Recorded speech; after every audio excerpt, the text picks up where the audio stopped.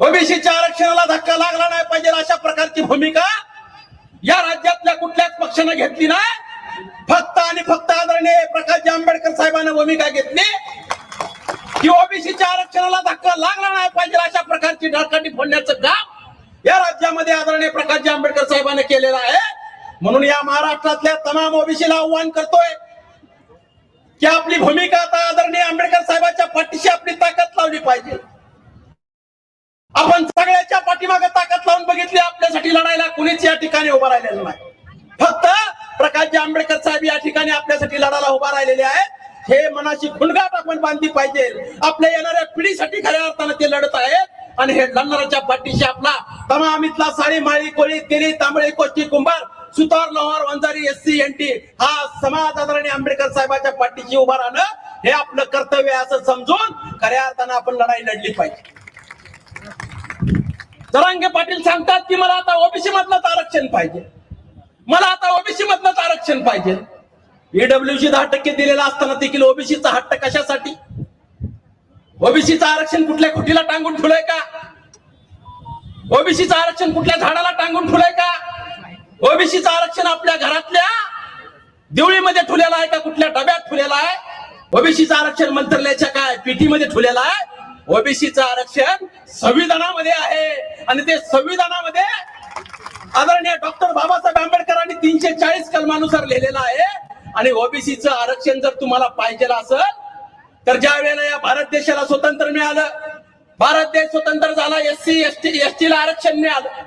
SC ST ग्रामपंचायत मध्ये जावं लागले, पंचायत समितीमध्ये जावं लागले, नगरपालिकेमध्ये जावं लागले, महानगरपालिकेमध्ये आमदारकीमध्ये जावं लागले, खासदारकीमध्ये जावं लागले। पण या ठिकाणी आपला ओबीसी समाज देशाला स्वतंत्र मिळून 45 वर्ष झालं तर या ठिकाणी आरक्षणाची वाट बघत होता आणि देशाला 45 वर्ष पूर्ण झाल्यानंतर VP सिंग सरकारमध्ये आदरणीय प्रकाश आंबेडकर साहेब खासदार म्हणून होते आणि त्या सरकारनं निर्णय घेतला ओबीसीला आरक्षण द्यायचा आणि ओबीसीला आरक्षण 1992 साली मिळालं आणि ओबीसीचा सरपंच होऊ लागला, सभापती होऊ लागला, जिल्हा परिषदचा अध्यक्ष होऊ लागला, माझ्यासारखा माळी समाजाचा नगरपालिकेचा नगराध्यक्ष होऊ लागला, महानगरीचा महापौर होऊ लागला आणि त्यावेळेलाच खऱ्या अर्थाने या प्रस्थापित समाजाला असं वाटायला लागलं की आता आपण देखील स्थानिक स्वराज्य संस्था कब्जामध्ये घेतली पाहिजे।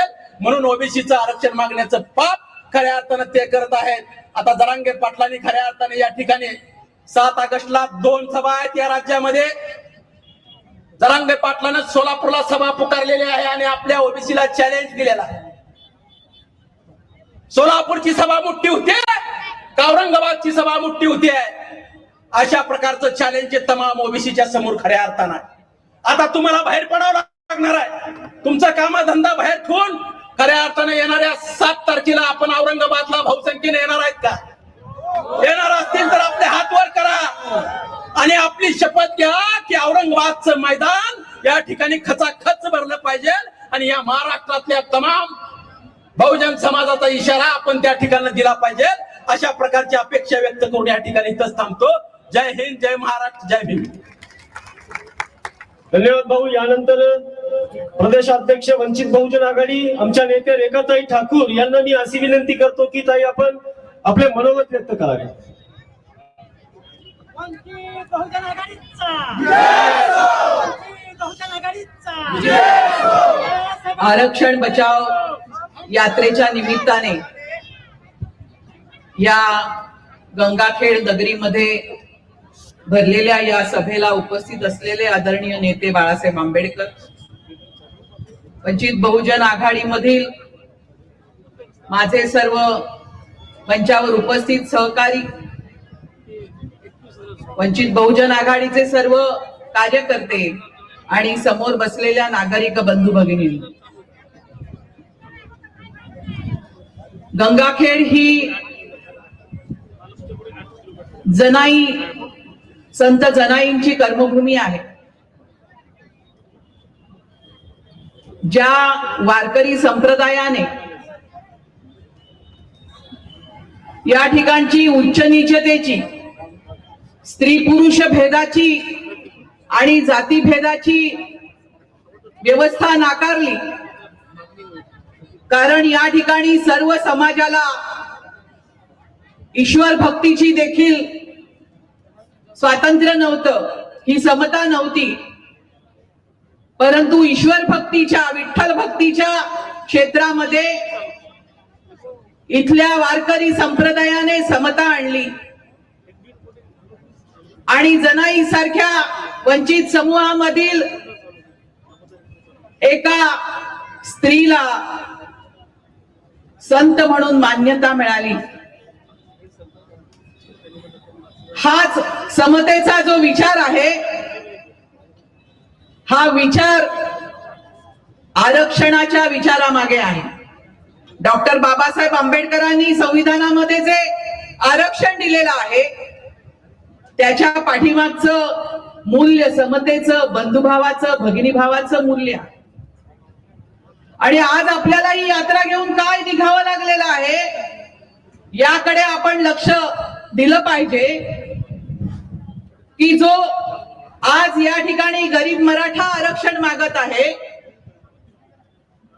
त्याला समतेच्या भूमिकेमधून, बंधुभावाच्या भूमिकेमधून वंचित बहुजन आघाडीने पाठिंबा दिला. परंतु जी भूमिका आपण मांडलेली आहे की या ठिकाणच्या गरीब मराठ्याला जर का आपल्याला आरक्षण द्यायचं असेल तर त्याला ओबीसीच्या कोट्यातून देता येणार नाही, त्याला स्वतंत्र कोटा त्या ठिकाणी निर्माण करावा लागेल आणि त्यासाठी कायदेशीर तरतूद करावी लागेल. परंतु आपण बघतोय की या ठिकाणी हट्टीपणा चाललेला आहे. आरक्षणाचं जे धोरण आहे त्याच्या मागचा जो विचार आहे तो समजून न घेता उपटसुंभासारख्या मागण्या केल्या जात आहेत आणि त्यामुळे या ठिकाणचा जो ओबीसी आहे तो गावागावामध्ये असुरक्षित आणि भयभीत आहे. मराठा, गरीब मराठा बांधवांना आणि जरांगे पाटलांना देखील माझी विनंती आहे की आपल्याला जर का या आरक्षणाच्या यात्रेमध्ये हे आरक्षण हवं असेल तर आपल्याला समता आणि बंधुभाव देखील समजून घ्यावा लागेल. हा समता आणि बंधुभाव या ठिकाणच्या जाती व्यवस्थेने, उच्च नीचतेच्या व्यवस्थेने ठेवला नाही आणि म्हणून एक विषमता संपूर्ण देशामध्ये जी निर्माण झाली त्याच्या विरोधामध्ये या ठिकाणी वारकरी संप्रदायाने समाजाला एक संदेश दिला समतेचा, बंधुभावाचा. त्याचप्रमाणे भारतीय संविधानाने देखील समतेचा आणि बंधुत्वाचा संदेश आपल्याला दिलेला आहे. आणि म्हणून या ठिकाणचा जो आपला ओबीसी बांधव आहे त्याला धाक तपस्या दाखवण्याचं, त्याला वारंवार संधी नाकारण्याचं, त्याला सत्तेमध्ये सामावून घेण्याचं जे 75 वर्षामध्ये गेल्या 75 वर्षामध्ये जे व्हायला पाहिजे होतं ते या ठिकाणच्या उच्चभ्रू, बाळासाहेब त्यांना निजामी मराठे म्हणतात, या समुदायाने केलं नाही. आणि आपण बघतो की त्यांना मत देणारा हा या ठिकाणचा गरीब मराठा समाज जो आहे तो देखील त्यांच्या पावलावर पाऊल टाकू लागला. आज त्यांचे प्रश्न आपण समजून घेत आहोत, पण गावागावामध्ये आपण दादागिरी संपवली पाहिजे असं आवाहन मी मराठा बांधवांना करत आहे. दादागिरी सोडून दिली पाहिजे आणि या ठिकाणी बंधुभावाचं आणि ममतेचं वातावरण आपण निर्माण केलं पाहिजे. ही जी आरक्षण यात्रा या ठिकाणी निघालेली आहे हा संदेश घेऊनच या ठिकाणी निघालेली आहे. दादागिरी एका बाजूला संपवा असं त्यांना संदेश देत असताना दुसऱ्या बाजूला जर का कोणी अशा प्रकारची दादागिरी करणार असेल तर ज्या समाजाला दबावात आणलं जात आहे त्या ओबीसीच्या पाठीमागे वंचित बहुजन आघाडी आणि बाळासाहेब आंबेडकर खंबीरपणाने उभे आहेत. कायद्याला या ठिकाणी धुडकावून लावून जर का कोणी आरक्षणाच्या कायद्याबरोबर मस्ती करणार असेल तर त्यांना देखील धडा शिकवायला या महाराष्ट्राची जनता, या ठिकाणचा ओबीसी आणि या ठिकाणची संपूर्ण वंचित बहुजन आघाडी सज्ज आहे. एवढा इशारा मी या ठिकाणी देते आणि मी आपली रजा घेते. धन्यवाद ताई. यानंतर मी तुमचे आमचे हृदयस्थान श्रद्धास्थान सुदैव बाळासाहेब आंबेडकर यांना विनंती करतो की आपण आपले मार्गदर्शन करा. सुदैव बाळासाहेब आंबेडकर मागे पडो. सुदैव बाळासाहेब आंबेडकर मागे पडो. वंचित बहुजन आघाडीचा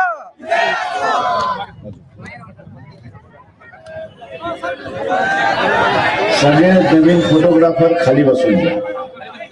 खाली बसा. बसा खाली. बसून घ्या. हो राजा बसून घ्या. होय राजा जात तिचं.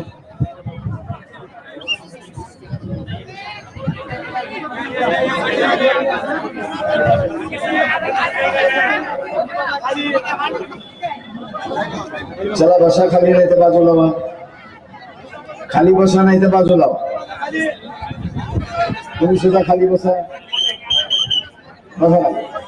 स्टेजवर पाठीमागे वा. अजून पाठीमागे वा. पाठीमागे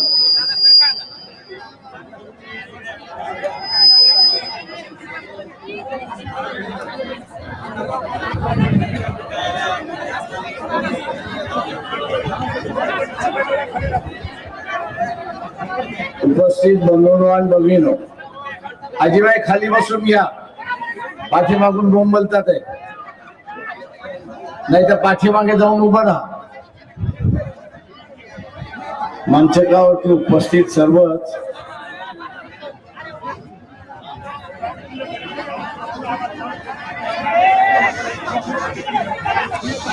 कुणी एकमेकाला न बोलता खाली बसलाच तर शांतता राहील.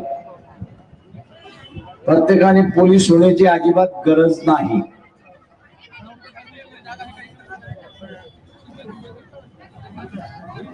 समोरचे मोबाईल वाले खाली बसा. पाठीमागून बोंबलतात आहेत, काय करणार घ्या. बसा खाली. बसा खाली. हा बसा खाली. पिवळं शर्ट खाली बसा.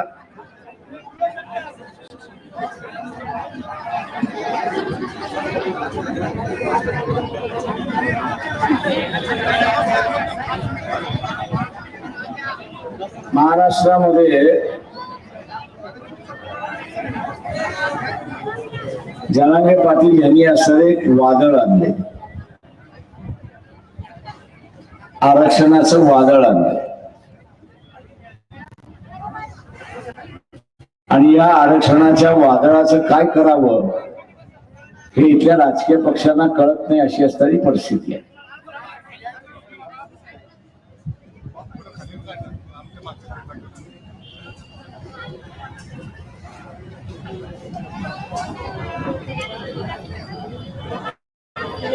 जरांगे पाटील यांनी सर्व राजकीय पक्षांपुढे प्रश्न ठेवलाय की मी जी मागणी मागतोय की मराठा समाजाला ओबीसीतून आरक्षण द्यावं, या मागणीला तुमचा पाठिंबा आहे की विरोध आहे हे तुम्ही कळवा. वंचित बहुजन आघाडीशिवाय दुसरं कोणीच पाठिंबा कोणीच भूमिका घेतली नाही, अशी असणारी परिस्थिती आहे.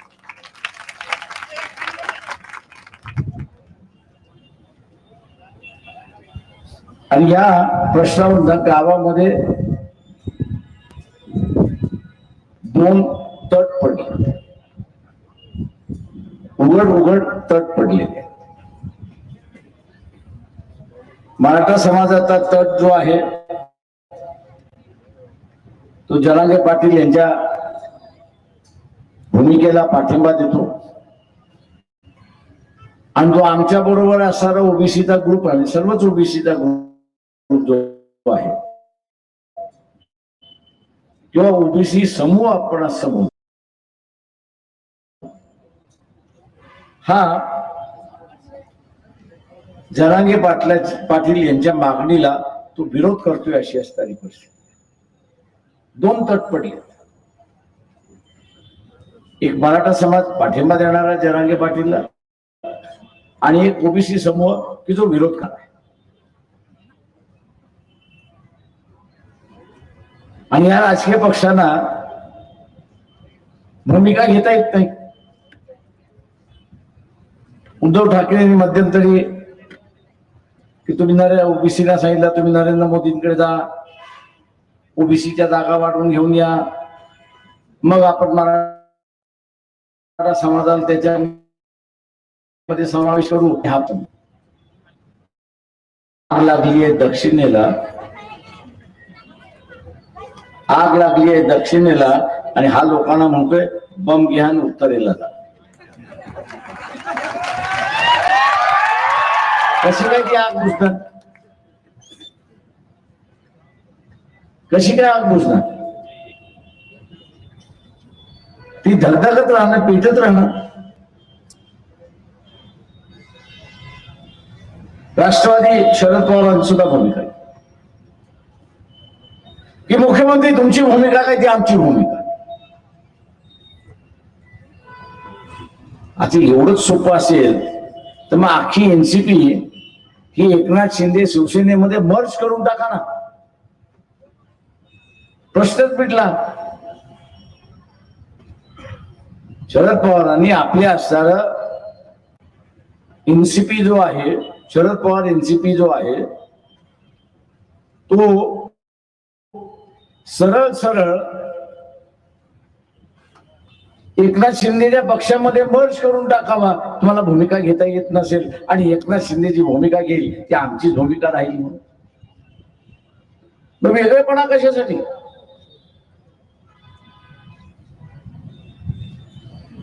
तो वेगळेपणा कशासाठी? काँग्रेस आपण बघितलं तर फार विचित्र अवस्थेत, काय करावं काय करू नये असेच ना संभ्रमात. बीजेपी वाले काय म्हणतात, आम्हाला थोडी मराठा ओबीसी बघून घेतील, आम्ही कुठं, आम्ही शेंडीवाल्यावर, आम्हाला काय घेणं दिलंय.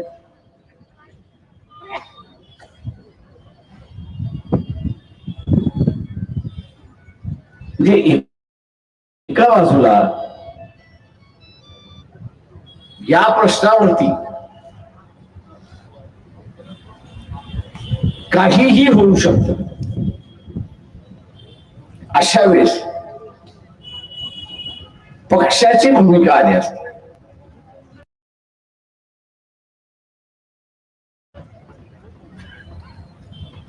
तर कदाचित पक्षाच्या भूमिकेला अनुसरून आपली भूमिका घेतली असते. पक्षाच्या भूमिका आल्या नाही म्हणून आपण बघत असाल की समाजानेच आपलं मत करून टाकलं. मराठ्याने जरांगे पाटीलच्या बाजूला, ओबीसी जरांगे पाटीलच्या विरोध. त्याच्यामध्ये दुसरी भाषा आहे की महाराष्ट्राचं मणिपूर होऊ देऊ नका.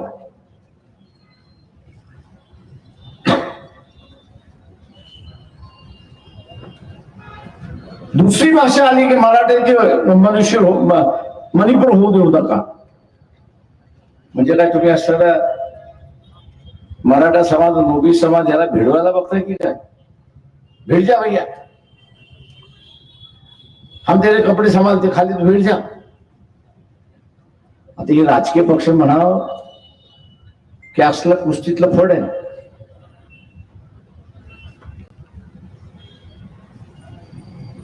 माझं आव्हान आहे आपल्या सगळ्यांना, माझं आव्हान आहे आपल्या सगळ्यांना, या भडकालू राज्यकर्त्यापासून सावध राहा. भडकावणारा जो राज्यकर्ता आहे, भडकालू राज्यकर्ता आहे, त्याच्यापासून सावध राहा. आणि जो जो भडकवायला सांगेल त्याला म्हणायचं तुझं पहिलं पोरग आणि पोरगी रस्त्यावरती उतरव, बघ आम्ही त्यांच्या पाठीमागे येतो. म्हणजे स्वतःच कुटुंब शाबीत ठेवायचं, स्वतःच कुटुंब शाबीत ठेवायचं, पण इतराच्या कुटुंबाचं खेळ करायचं,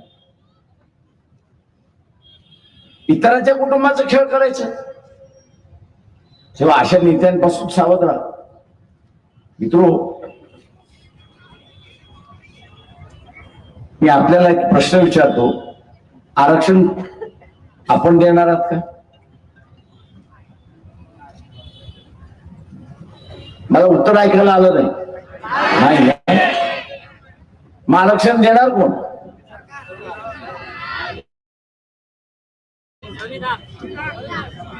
देणार कोण?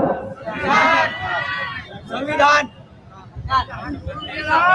सरकार राज्य सरकार संविधानातलं कलम वाचून आरक्षण देईल.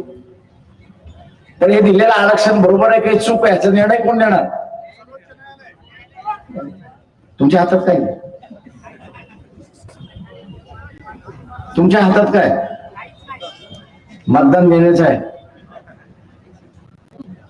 मी एवढंच सांगतो ह्याच्यासाठी की या भडकाऊ आणि भडकाऊ राजकारणापासून सावध राहा. आपली घरात पेटू देऊ नका, आपल्या गावातलं वातावरण बिघडू देऊ नका. हे या यात्रेचा उद्देश आहे हे आपण लक्षात.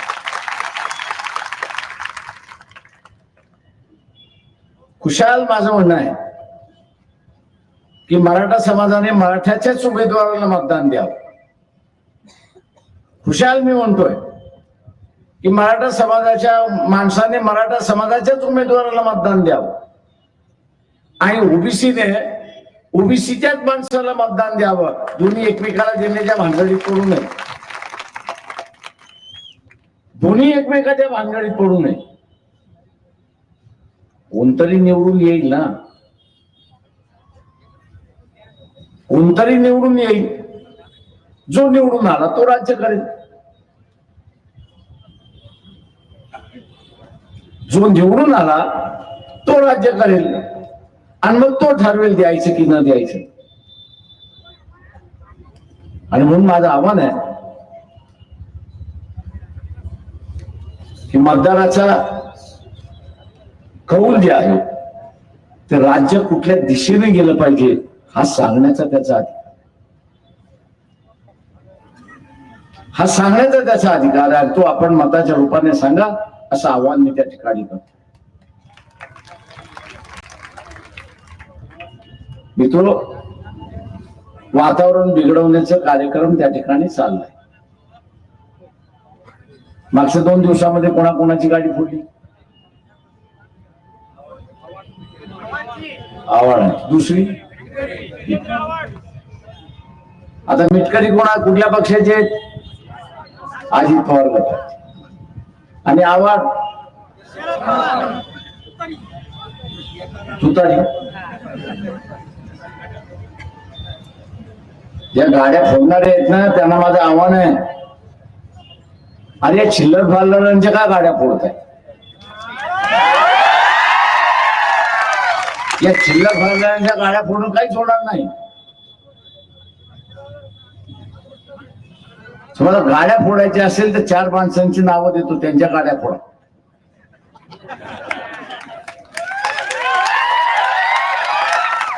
एक कोण? शरद पवार.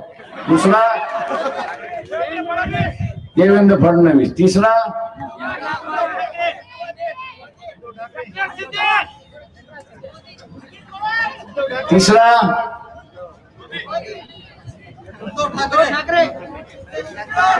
झालं ना, उद्धव ठाकरे झाले. चौथा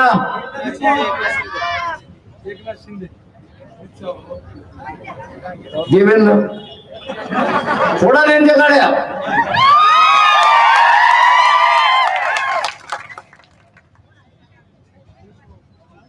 हे चिल्लर फाल्लरांच्या काय गाड्या फोडत आहेत?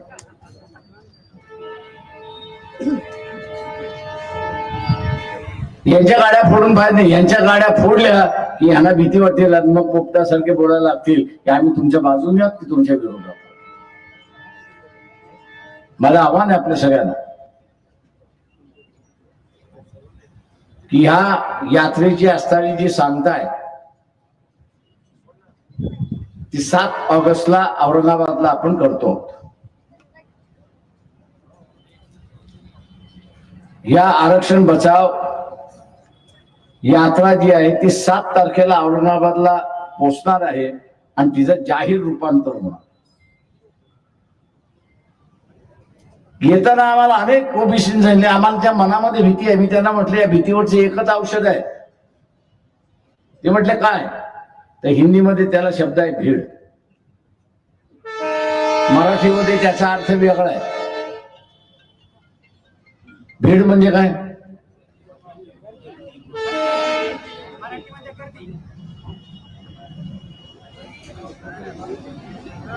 काय मराठी शब्द काय मराठी शिकवत? मराठी भीड म्हटलं म्हणजे भीड त्याला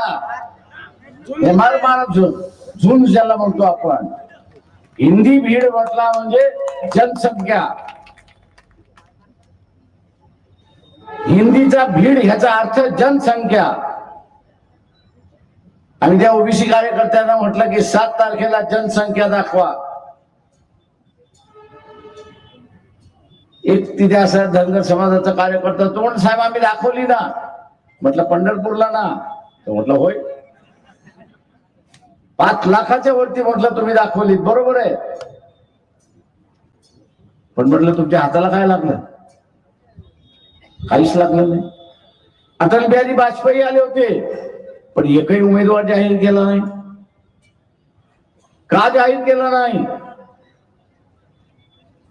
तर धनगरच होता. महाराष्ट्रातला 5 लाख धनगर जरी असेल तर या गंगाखेड मध्ये धनगर समाज किती आहे?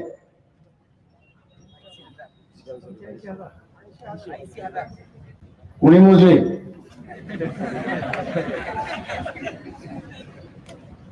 कोणाला आलं फेका?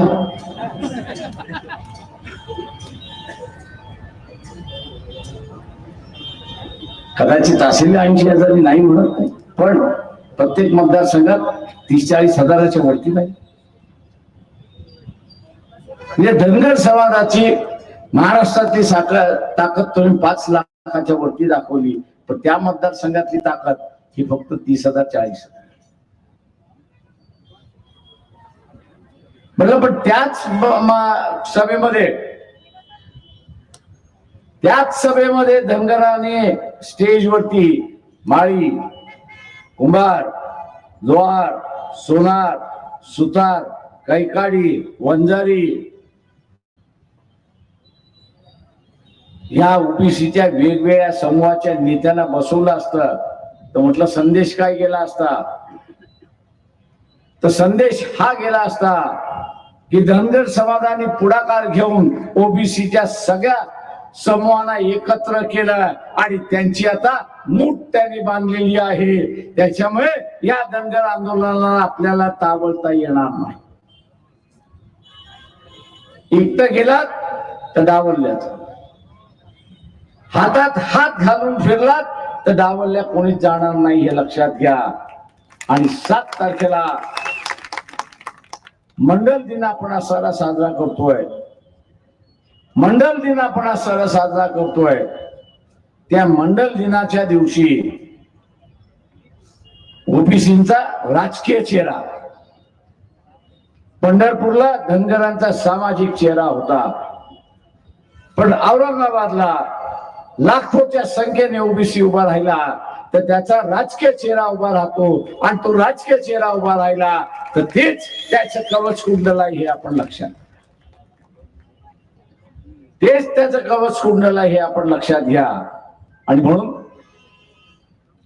या आरक्षणाचा लढा आपल्याला यशस्वी करायचा आहे. पक्षाने भूमिका घेतलेली आहे की ओबीसीच्या आरक्षणामध्ये इतर कोणाचाही समावेश होऊ नये, तो त्यांनाच राहिला पाहिजे. मराठा समाजाचं आरक्षणाचं ताट हे वेगळं असलं पाहिजे, हे लक्षात घ्या. मी गरीब मराठ्याला सांगतो, इथल्या 70 वर्षाच्या कालावधीमध्ये या ओबीसीने राजकीय आंदोलन तुमच्या विरोधात केलंय का? मराठा समाजाच्या विरोधात केलंय का? तर नाही. दलितांनी केलं का? तर केलं. आदिवासींनी केलं का? तर केलं. इथल्या मुसलमानांनी केलं का? तर केलं.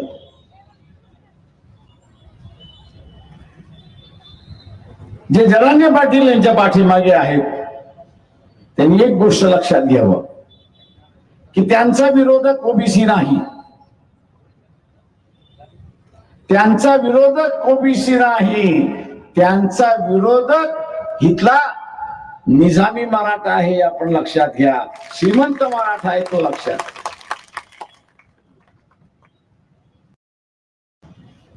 याच जिल्ह्याचं उदाहरण घ्या. मी सगळ्यांची नावं घेत नाही, पण जिल्हा परिषदेचा अध्यक्ष, डीसीसी बँकेचा अध्यक्ष, दूध सहकारी संस्थेचा अध्यक्ष, विविध कार्यकारी सोसायटीचा अध्यक्ष, इकडे एपीसी असेल, एपीएमसी असेल, त्याचा अध्यक्ष घ्या, आमदार घ्या, खासदार घ्या, हे एकमेकांचे नातेवाईक आहेत की नाही एवढं आपण तपासून. साखर कारखान्याचे चेअरमन आपण घ्या, हे सगळेच एकमेकांचे असणारे नातेवाईक आहे. महाराष्ट्रावरती लोक चुकीनं म्हणतात की मराठ्यांचं राज्य आहे, चुकीनं म्हणतात महाराष्ट्रामध्ये मराठ्यांचं राज्य आहे. माझं म्हणणं असं आहे की मराठ्यांमधलेच 169 कुटुंब जे आहेत तेच महाराष्ट्रावरती राज्य करतात आणि तेच सत्ता राखायला त्या ठिकाणी बघतात. मागच्या लोकसभेच्या निवडणुकीमध्ये आम्ही त्यांना असताना म्हटलं, अरे जरांगे पाटील यांना आपण मान्यता देऊ, आपण असणारा ओबीसीच्या समूहाला असणारा खासदारकी आपण देऊ. 70 वर्षात दिलेली नाही. ते श्रीमंत मराठ्याने काँग्रेस ताब्यात घेतलेला आहे, या श्रीमंत मराठ्याने एनसीपी ताब्यात घेतलेली आहे, या श्रीमंत मराठ्याने शिवसेना सुद्धा उद्धव ठाकरे ताब्यामध्ये घेतलेला आहे. हे लक्षात घ्या. हे नावाला नेते आहेत, तर त्यांचे उमेदवार कोण राहणार हे असताना श्रीमंत मराठा त्या ठिकाणी ठरवतो. त्यांनी काय केलं की बाहेरचं प्रकाशराव आपल्याला ऐकत नाहीत, त्यांचं आंदोलन आपल्या विरोधात चाललेलं आहे.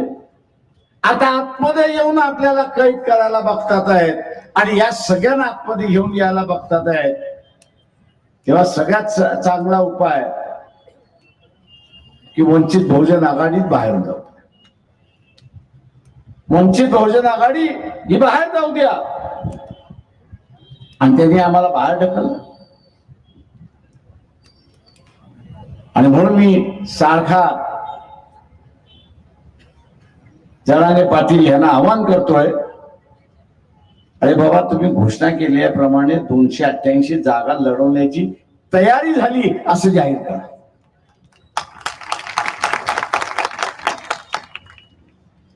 काय ही लढाई ओबीसीची नाही, ही लढाई श्रीमंत मराठ्याची आणि गरीब मराठ्याची लढाई हे लक्षात.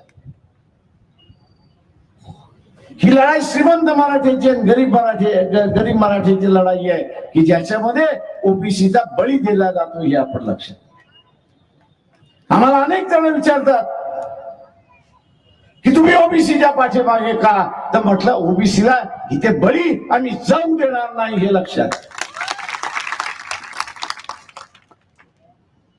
आणि म्हणून माझं आव्हान आपल्या सगळ्यांना आहे की 7 तारखेला आपण सगळेजण आपली ताकद औरंगाबादला दाखवूया, एवढं बोलतो आणि आपली सगळ्यांची रजा घेतो.